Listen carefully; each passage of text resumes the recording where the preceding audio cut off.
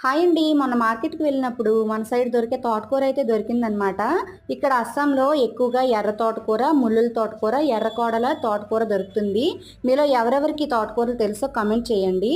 అయితే నేను ఈ తోటకూర తెచ్చిన తర్వాత తోటకూర టమాటా పులుసు అయితే చేశాను. టేస్ట్ చాలా బాగుంటుంది. ట్రై చేయండి.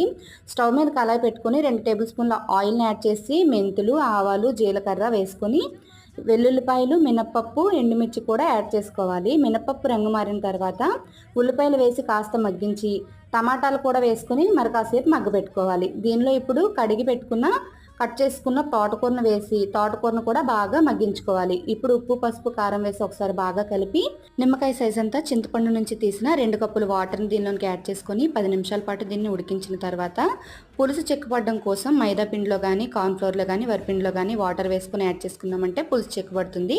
చిట్కా నచ్చినట్టయితే ప్లీజ్ లైక్ చేయండి, షేర్ చేయండి, సబ్స్క్రైబ్ చేసుకోండి.